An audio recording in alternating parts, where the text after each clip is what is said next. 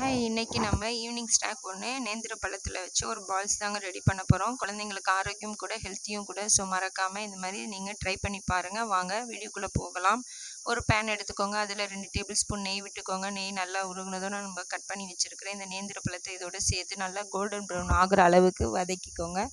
அதாவது ரோஸ்ட் பண்ணிக்கோங்க. நம்மளுக்கு பழம் நல்லா கோல்டன் ப்ரௌன் ஆகணுங்க. ஆகின உடனே இதை ஒரு நார்மல் கரண்டி வச்சு நீங்கள் நல்லா ஸ்னாஷ் பண்ணி விட்டுக்கோங்க. அது நல்லா ஸ்னாஷ் ஆனால் கரெக்டான பதத்தில் இருக்குதுன்னு அர்த்தம். அதன் பிறகு பார்த்திங்கன்னா 2 துண்டு தேங்காய் எடுத்து மிக்சியில் நல்லா கிரைண்ட் பண்ணி வச்சுருக்கேன். அந்த தேங்காவையும் இதோடு சேர்த்து நல்லா ரோஸ்ட் பண்ணிக்கலாங்க, பச்சை வாசனை போகிற அளவுக்கு கருகாமல்.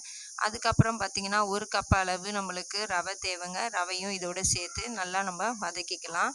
வதங்கி நல்லா இந்த பேஸ்ட்டில் இது கலந்து ரவை வெந்த உடனே நம்ம 2 கிளாஸ் பால் ஊற்றிக்கலாம். ஏன்னா 1 கப் அளவு ரவைக்கு 2 கப் அளவு பாலுங்க. அதையும் ஊற்றி நல்லா வெந்ததும் நம்மளுக்கு நல்ல ஒரு பிடிக்கிற பதத்தில் ஒரு உருண்டை பிடிக்கிறதுக்கு ஒரு மாவு ரெடி ஆகிடும். ஸோ அந்த மாவில் நம்ம இதை பார்த்திங்கன்னா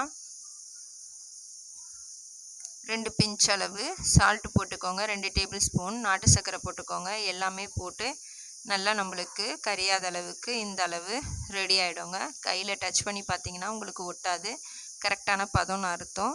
இப்படி வந்த உடனே எடுத்து நம்ம நல்லா பால் ரெடி பண்ணி எடுத்துக்கலாங்க. அந்த பாலை அப்படியே சாப்பிடக்கூடாது. ஒரு பேனில் நெய் ஊற்றி இதை பாலை லைட் ரோஸ்ட் பண்ணி எடுத்துக்கோங்க. சூப்பரான ஹெல்த்தியான ஃபுட்டும் கூட. குழந்தைங்களுக்கு ஸ்நாக்ஸ் கேட்டாங்கன்னா இந்த மாதிரி ஒரு டைம் ரெடி பண்ணி கொடுத்து பாருங்கள். மறுபடியும் கேட்பாங்க. நம்மளும் சாப்பிட்லாங்க.